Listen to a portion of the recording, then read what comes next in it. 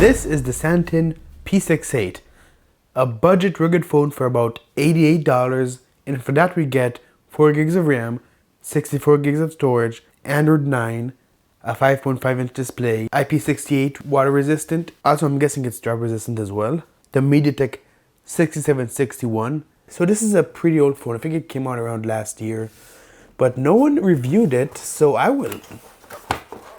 So pretty ugly box, as you can see. I don't like it at all.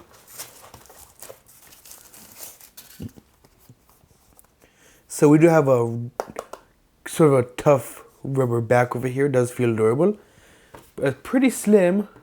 We only have a 4050 milliamp hour battery, so the body is pretty slim. And then here we have our charging brick and our charging cable.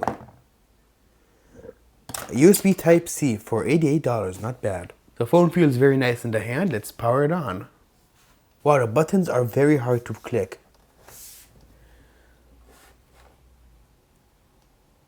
You get like a thumb exercise just from pressing these buttons. Damn, it feels like I'm wearing it feels like a really bad case. You just get used to it, I guess. So this is our flap for the USB-C port, and this is the flap for the headphone jack. But as you can see, it is recessed quite a lot. Okay, so first impressions, the display doesn't look that bad. Looks pretty decent, especially for the price. So I'm gonna set this up and get back to you. So here we go, the phone is all set up. The display looks pretty nice. The only difference is it doesn't get too bright. So as you can see, this is max brightness. So yeah, I mean, it is pretty dim. Let's try our face unlock.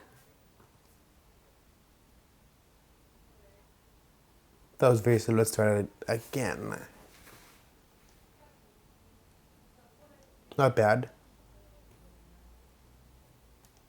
Now close up.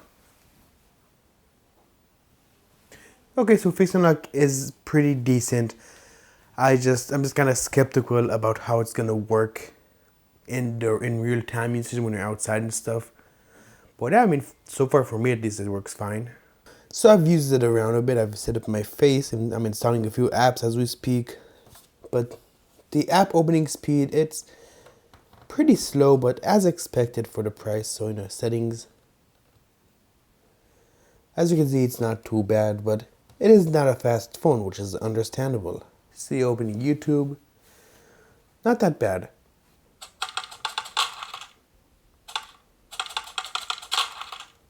Okay, it's stuttering a tiny bit, but not.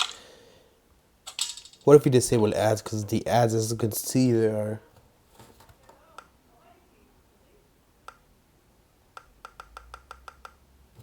It's this glitch again. Okay, now it works.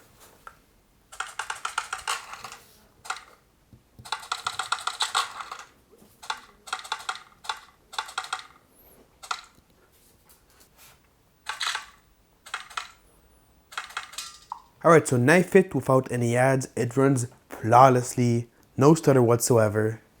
Okay, WindRider is running a bit less good. Still not as bad as I thought it would be. If you want to play this game on a budget phone like this, then the performance is decent, not gonna lie. I mean, just look at this, the game is playable. Alright, so walking around, like okay, there's some stutter here. Lowest graphics.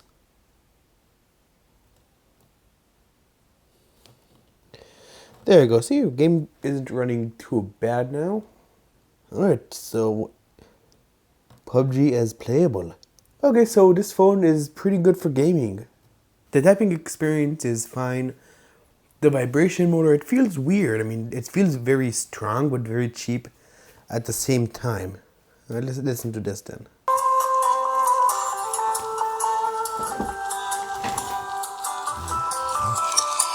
The speaker's back here.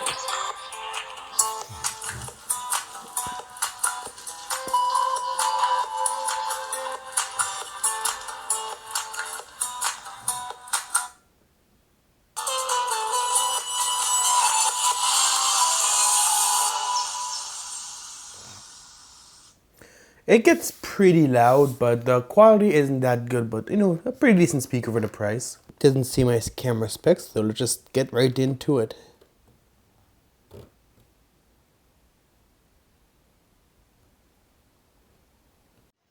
Let's go outside.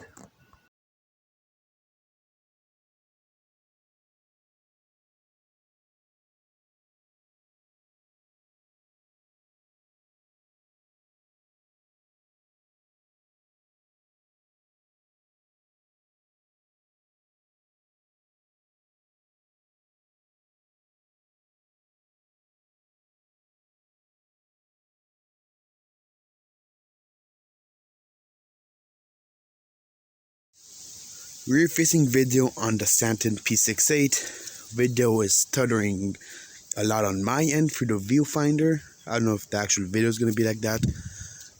But what I can tell you is that the shutter button, this one has a shutter button that opens the camera if you hold it. And when you when you click it once, it takes a picture. So that's pretty cool. So yeah, this is the front video.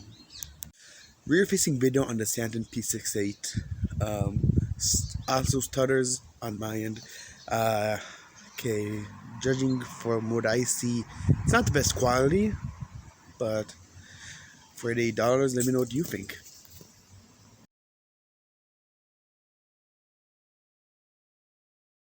Alright, that is pretty much it. So should you get this phone? I mean, for around $80, yeah, I think it's worth it. Why not? Like, decent performance, decent cameras, decent everything. Some stuff I didn't mention. The sides are made out of metal, so we have very good build material for a phone in this price range. But our SIM slot, it's this thing over here, and you need to use a SIM ejector tool, and we did not get one with this phone. So I'm gonna try and remove it myself, see what happens. Okay, so there's a hole to the side, as you can see right over here. So you push that, then this is gonna pop open a little bit. So we put your SIM ejector tool inside and try to put it as like that. And there we go. We also have a separate button here that just has a camera icon, so you press that. You have to hold it and the camera launches. But can you remap it? Doesn't look like it, no. Oh, here it is, button. Nope.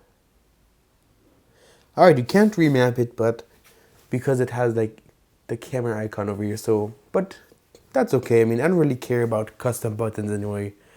So that is pretty much it. If you have any questions, leave them in the comments, and I will see you in the next video. Peace.